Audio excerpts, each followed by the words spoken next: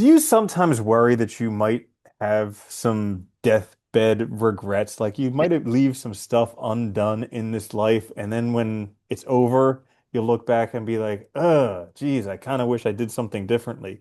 Well, you're in luck because today's episode, we're going to be taking a look at the top five regrets of the dying and discussing them. This is the Existential Stoic Podcast. I'm Randy. That's Danny. What's up, Danny? What's up, Randy? Yeah, It's a good this idea. I like this one. Yeah, this is interesting. I like it a lot too because I was thinking about this today.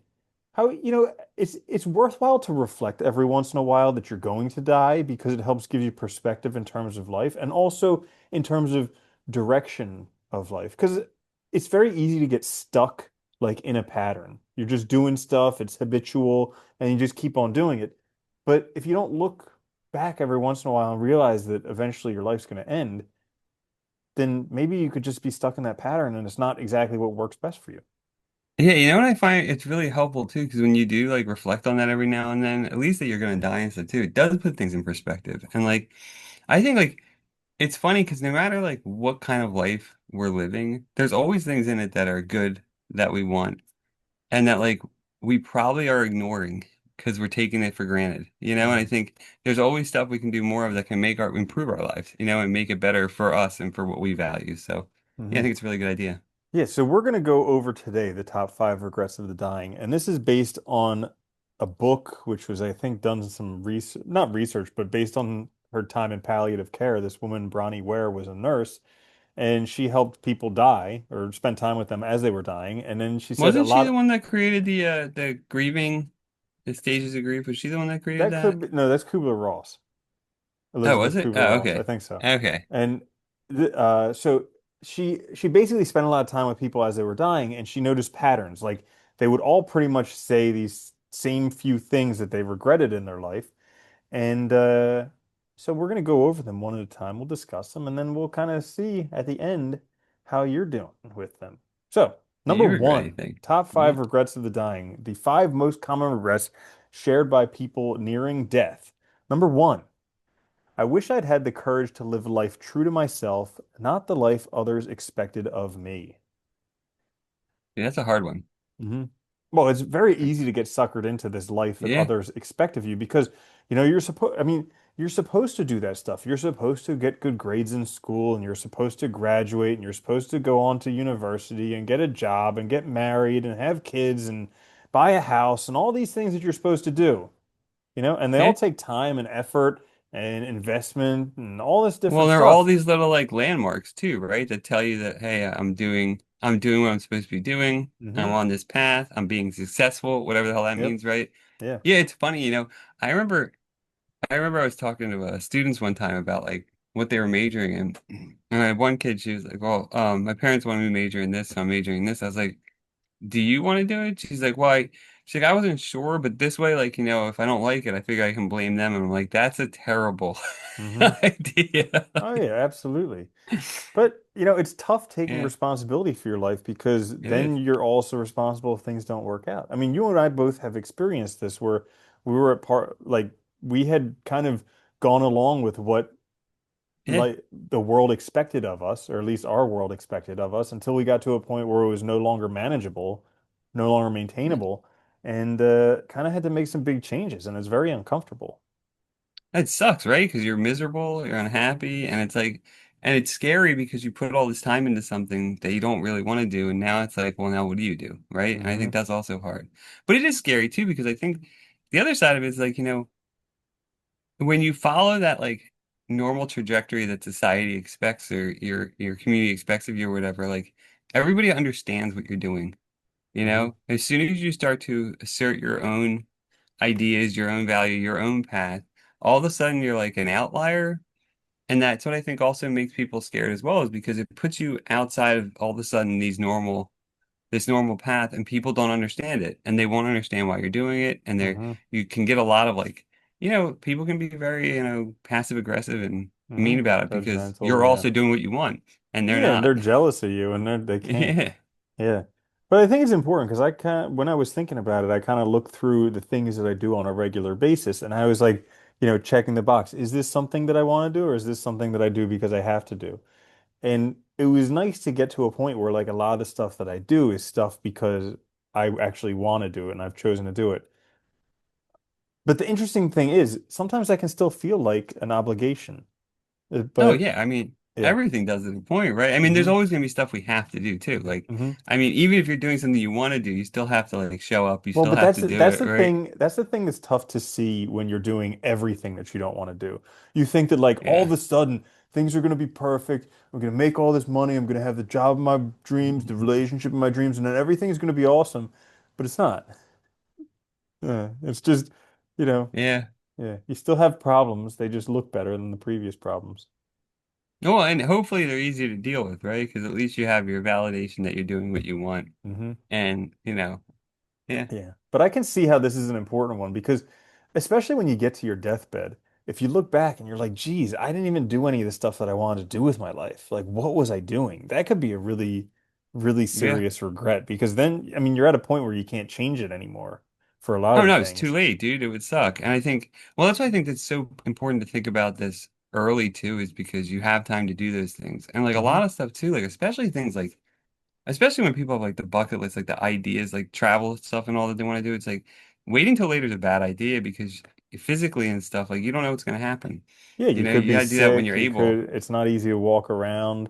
You're not, and also like it's a lot easier to go on like a European cross uh not it's not a country Backpacking thing or continent. Yeah, something. like it's a lot Yeah. easier to stay in terrible little hostels and like endure the stuff because it's a fun adventure when you're 20 as opposed to when you're 60 because you're not going to Yeah. stay in a hostel then. Or like or if you do stay in a hostel then I remember I was in a hostel in my 20s or 30s and there was like a 60-year-old guy there and everybody's like what on earth is he doing here?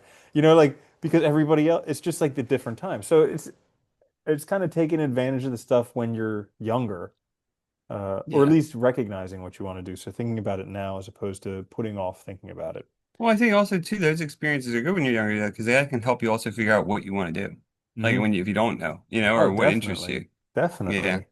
Yeah, which brings us to the next one because a lot of people are like, well, I can't do what I want to do because I have to work.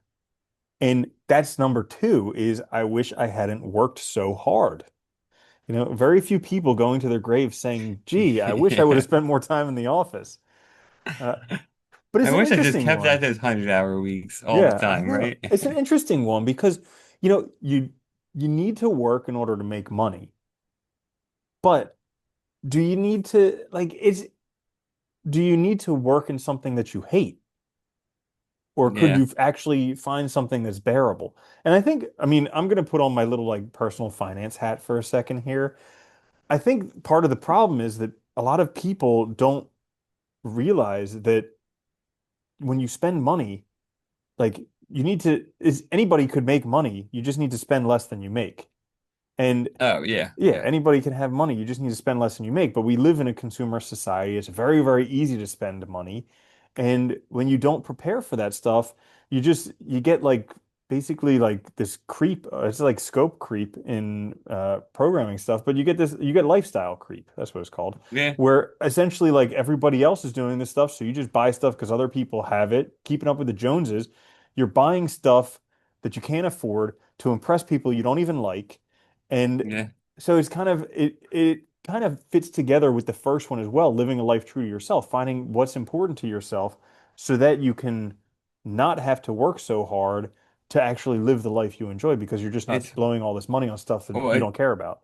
it's funny you say it because I have a buddy whose brother did really well, Hmm. and kept moving up, kept making more money, like, hundreds of thousands a year Yeah, and all.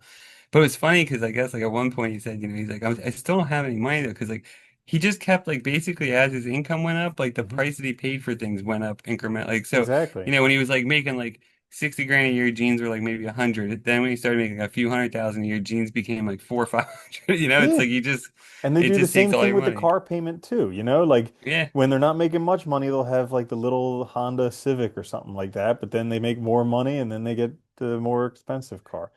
And yeah. so it's problematic because uh like I was in this for a long time where it was just like I was I was basically stuck because I was making not enough money and my expenses were so high that it just seemed unmanageable and I was just Well, you feel scrambling trapped. forever. Yeah, I was Yeah. scrambling forever to find anything that would work to help break out of that cycle. And so like it's something that, yeah, sometimes it sucks, but also even if it does suck and we are all going to have to work for our lives, we might as well find jobs that we enjoy a little bit more because it's where you're spending a majority of your time. You know, So, that's the hard part too. And it's like it's easy to get caught up in that, I think. Is like you get even if you don't like your job, it's easy to get caught up in that too, that idea of like, well, I need to move up because I need to earn more and stuff. And you end up focusing on that rather than like, well, what other things could I do or what I want to do? Because sometimes like look like that's the other thing. Like if you hate your job, is there a way that you can like manage your time better so that you have time to learn something new or start mhm, trying to, change careers or something, do stuff mhm, like that. It's difficult, but it's pays off a lot in the long term, I think, when you yeah. find something that like you can bear. Yeah, I'm always curious about these dudes like the professional surfers and stuff who just like I they know. just follow their bliss essentially. They do what they enjoy doing and then eventually I they know. get paid to do it. I wonder if that I can mean, they're the exist for lucky everyone. ones. Well, I wonder if Yeah. that type of thing can exist for everyone or if it's something where you do just have to kind of find something. But I don't know. I always wondered, I always wondered that, and I don't know. It's hard to say, but like, Hmm. like when people had when people had more like small businesses and there was Hmm. more control over like your day, the business, stuff like that, like if they worked less because, like I'm thinking about not now, but back in time, like way Yeah. back, I wonder if it was easier because it's like it was directly tied to your sustenance too. So it's like you have Hmm. more control and stuff. I don't know. It's hard to say, but There was a book that I enjoyed called Life and Air, like the word millionaire, but the first part is life instead of mill. hmm, And it was an interesting one because it's essentially like do find the highest paying job that you can find that's bearable to save up as much money while reducing your expenses as much as possible at the same time to save up enough money so that you can actually pursue the thing that you want to do. Like yeah. I think that's a really important thing. That was eye-opening for me when I read it, and I think like it kind of allows people to make a transition as opposed to just being stuck in a job that they hate for their entire Well, life. it's hard too, though, because I think now too, like with everything, like we saw prices have been going up on everything so much Hmm. that it's like that pressure is even getting worse now. So it makes it very hard to like even get your head above water enough to see and think about these things. Hmm. But that's why I think thinking about this stuff early is so important. Like I wish I thought about this more when I was younger. Yeah. It's hard, you don't because you think you have an infinite amount of time and stuff, and you're Yeah. not thinking about your deathbed when you're 16, Definitely. but still. Definitely not. Yeah. Which brings us to number three. I wish I'd had the courage to express my feelings. Ooh, Yeah. Well, yeah, I would eh, say I'm not great at it's a this tough one. one. I'm not good at Yeah. this either. Yeah. Because men, But I that mean, at least in America, men are taught not to express their feelings. So it's difficult. And yeah. I get it though, because I think this is like one of those things where like again, this gets like to those relationships and stuff too. Like, were you telling like I guess you can kind of think of it as probably like a regret like of like was I actually communicating to the people that I love that I really love them and stuff, hmm. Or was I telling them how much they matter?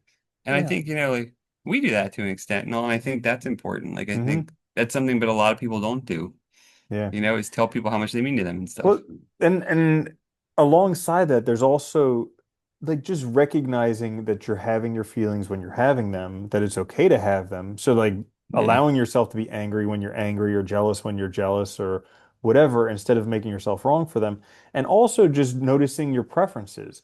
Like we were talking about doing stuff that you enjoy doing, finding a job Yeah. that you like and letting that be okay. Like because I think a lot of That's stuff I've grown up in an environment where like it was not all right to like the things that I liked and do the things that I do, and that made it really difficult for me. Yeah, it makes it hard to figure out like who you are, what's right for you, and what's gonna Hmm. work. And I think too that can also lead to like the misexpression of those feelings because you're frustrated and Hmm. annoyed all the time. And it like makes it easy to like not have control of your emotions and stuff. But Yeah. it's also funny that we also like it is kind of interesting how much we do like I don't know, encourage people not to express anything and it's like really weird. Like if you think about it, because we're people, everybody has emotions, everybody has feelings, Dude, and and it's they're like like the always, dominant thing. We think we're rational creatures, but it's yeah, really the I know. feelings and the emotions that are by far the dominant thing going They're on. the ones that control most of the dumb, most of what we do is Yeah. led by that. And it's kind of funny. Yeah, it's weird that we like feel like we have to force them inside instead of finding like, but we're not taught how to deal with them in a healthy way either. I think that's the Uh-uh. other side of it. Well, it's It's like like, instead of dealing with it, we're just like, don't express it. right. Yeah, it's You know? better to suppress it than to just sit with it for a while because sitting with it can be uncomfortable. But it's also, I look at it like humans grew up in kind of societies. So you had multiple generations living together. And then over the past 100 years or so, it's become very much like a one generation family. You had parents who were generally too young, raising children and the parents had no idea how to raise them. And this went on Yeah. probably like two or three generations. And what happens is you lose perspective when you do that. So like I mean, I don't know if it's true, but you can imagine like a grandparent who's been through a lot of stuff in life and a kid is throwing a tantrum. The grandparent will just kind of be like, they'll laugh it off. They'll be like, he's just throwing a tantrum. But like for the parent who's overworked and who's just like Yeah. at their wits' end, they just beat the child because that's the first thing that comes to mind. So it's like we miss out on a lot of this generational wisdom just because of how society has been Well, we for don't the have past those 100 years. communities as much. Most people, especially Hmm. like the US, they're scattered, so you don't have that community, immediate family community around you that can be helpful. Yeah. Because like when you are, because everybody does work. I mean, that's the other hard thing. Like I see it with parents, man. We have friends who like started families now, and it's like it's crazy because they both work, and it's Uh-huh. like so, and like you're paying for childcare and stuff that costs so much. It's I I don't know, it's know, it's just so insane to me. crazy. It's like they're both working to afford not to be able to spend time with their children. Which is insane, right? And it's Yeah. like, and I get it, you want to have a good life for them, but it's like. Mhm. It's kind of a shame that both people started working. Like, Yeah. I'm not saying the man or woman could stay home, it doesn't matter, but like that idea, I think, did make things a lot different for children Hmm. in general and being Yeah. raised. Yeah, it's Yeah. crazy. Cool. So that was the third one. Wish I had the courage to express my feelings. And it's also like I read in that I wish I had the courage to do it. So like not Yeah, only just expressing my feelings, but having courage because maybe when you're on your deathbed, if you knew those feelings were there, but like you spent your whole life not having the courage or not being brave enough to express them, you might really regret it at that point because you're like, man, I had these things my whole life and I didn't do anything about it. So yeah. I I remember thought, I had one of the guys, actually, this is funny, but one of the guys I used to work with at Ryder, he was an older faculty member. He retired, but I remember he was divorced or something, but he he met somebody and was like back in a relationship when he was like later in life, hmm. and he was really happy about it. I was like, who is it? And he's like, this is somebody I guess from school that he had always wanted to be with but never Oh expressed it. wow. And they ran into each other later, and I was like, well, that's cool. And That's like awesome. you could see how happy he was, like, and that's Yeah, the kind of thing too, where I think like not giving ourselves a chance, right? And you that's never know what's awesome. going to happen. Huh. Yeah, How about that? That's kind really of cool. cool. Yeah, I think that's cool too. So number four, I wish I had stayed in touch with my friends. Oof, man. I Yeah, see this one a lot because I see a lot of older people who just don't have any friends. And I'm just no. like, what the heck happened? But life got in the way. Because like when you're young, it's easy to make friends. You like the same thing and automatically you're friends. But Well, dude, and like you spend think all about day around college. people of your Yeah. age. Yeah, you're in college, you're surrounded by people in your literal age group Hmm. within 4 years, and you have tons of downtime where you have really basically your only responsibilities are school, so it's so minimal. Yep. Like the stress is very low. Even though it feels stressful, it's not. And then Like at the end of the day. and plus you're not competing against anybody. Like when you're in the work world, I mean even though they won't admit it, we're a team, but literally everyone's competing against Yeah. each other. And so like it's very, very difficult to make friends when you get older. So you need to actually put an effort into making and sustaining friends. Yeah, it takes time. It does take effort. I think, I remember the first time I read Aristotle's thing on friendship. I always liked it because he talked about like the importance of what he called perfect or true friends. But he also points out that you can't have many of them because it Hmm. takes a lot of effort, right? To like encourage and like cultivate those relationships. And I think that's true. I think that's the other problem with like our conception of friendship with social media and stuff. I think people have a lot of acquaintances. Hmm.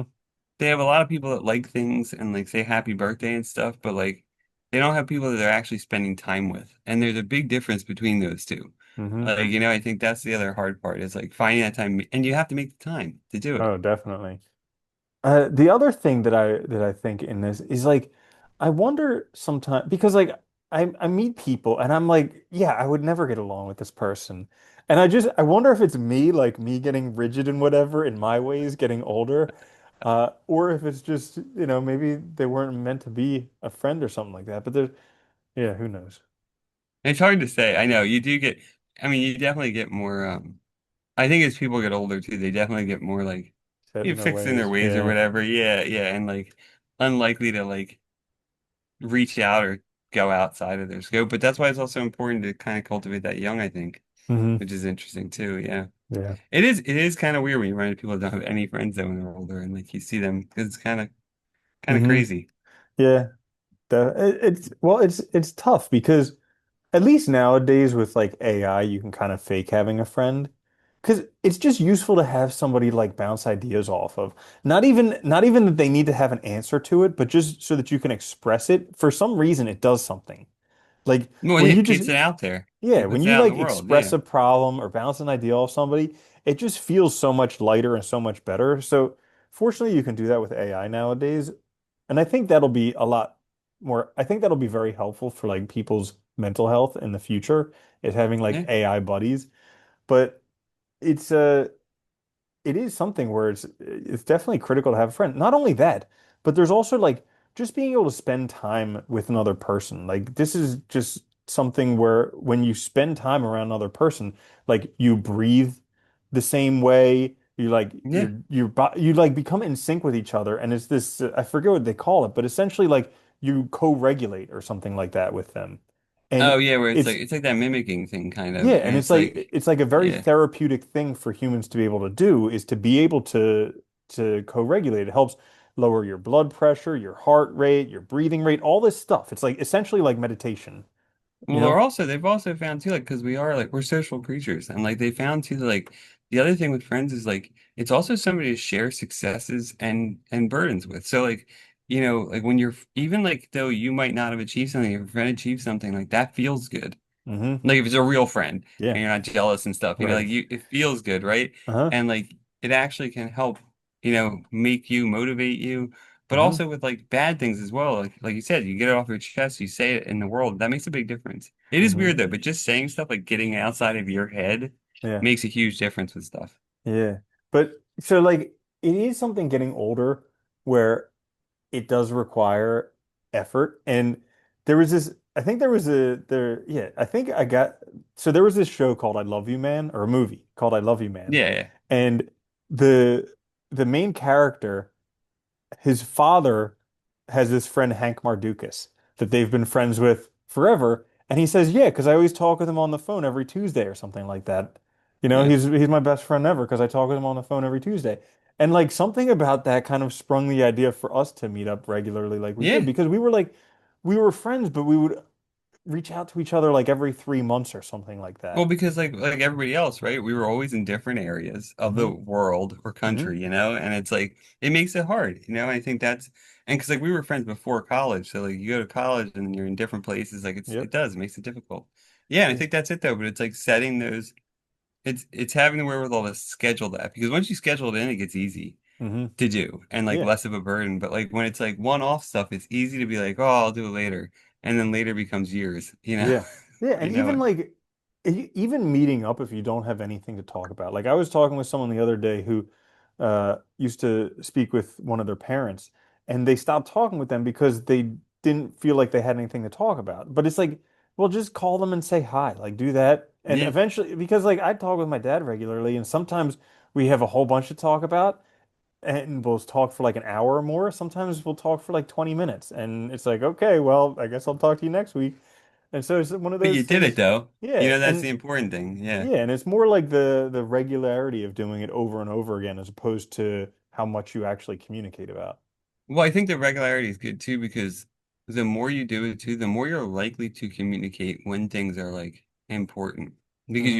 you've already fostered that like relationship, that communication, so it makes it easier to express yourself and stuff, which I think is important Yeah, too. Which that's true. covers that, right? Like that other some of the other ones, like I wish I had like have more courage talking about my feelings and stuff. Like that could Hmm. be a good way to deal with that. Yeah. Yeah, absolutely. So we are all the way to number five. Man, Interesting one. I wish that I had let myself be happier. But don't I this need is to a do hard stuff one. and be stuff and have stuff to be happy? I Well, it gotta have that turns success and fame and recognition. Other people right, have to know I'm happy for me to be happy, right? right. Well, this is an interesting one because I wonder if, like, on your deathbed, all of a sudden it makes sense that you don't need to be, do, or have anything to be happy. Like, you could just choose to be happier. Probably, right? Hmm. Happy, dude, it's so funny. I was thinking about this actually earlier this morning, but like there's so many days where like I know happiness is just like literally my attitude and mood. And has Hmm. nothing because like I don't know, like there's days I wake up whatever on the right side of the bed or whatever we want to say it, and like even though Yeah, I have to do stuff I don't want to do and all, it's like I'm ready for it's a it and lot it's like easier. Yeah. yeah, everything's just good and I feel like really positive about the day, everything's great and it's like and I swear it's just a matter of like trying to Hmm. stay in that headspace because it doesn't matter like those days don't matter like if I have bad days like I can have bad days and feel that way. It's really Hmm. weird. So yeah. Yeah. Yeah, I definitely have noticed over the past couple years through like a lot of the stuff that I've been reading and investigating, my overall base happiness level has gotten a lot higher. Like part of it was Yeah. reading those books, feeling good and feeling great, and just learning to like challenge uh Well, negative how much of thoughts and it's distorted our own thoughts. thinking? It's our Yeah. own bullshit, right? That like gets in the way of us being happy. Literally, we don't let our and that's I think phrased well, like let myself be happy. Because Hmm. it's not really like it's not that it's not a possibility, it's that we're getting in our way. And I think Hmm. that's what's really interesting. Yeah. Yeah. And then another thing that has helped is just like recognizing that pretty much everything that I want, I could ha essentially have if I work hard enough to it. And everything that I have now is something that at one point I desperately wanted. So kind of Yeah. being like, the thought that I'll be happy when I get something, well, number one, that's not true, because I would, if that was true, then I would have been happy already because I got all the stuff I wanted before. And number Yeah. two, if it's not true, then I can just be happy now.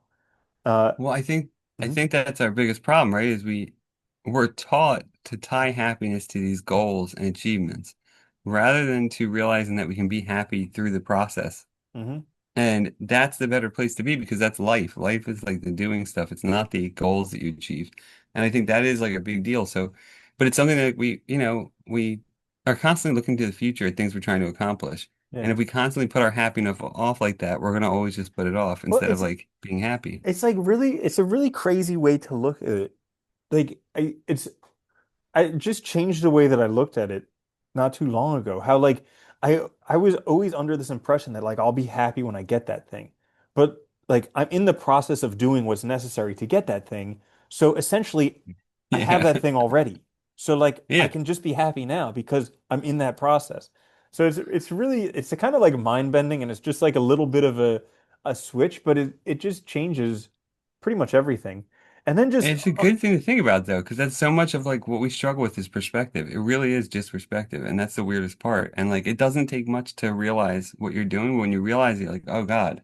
Mhm. Like and like you said, right? Like if you're working towards something, you effectively already are doing it. Hmm. Like why Yeah, shouldn't it's you be done. happy now? It's Yeah, done, you know? Yeah. And it's then really the other weird. thing is just like what you were mentioning with the bad days, like recognizing that there are bad days. The coolest thing, probably one of the coolest things from those feeling good and feeling great books is he said, if you can have 5 good days and 2 bad days a week, you're doing excellent, And Yeah, that yeah. was like mind blowing for me because I was so like brainwashed to think that I need to be like 7 days out of 7 perfect days in order to be good.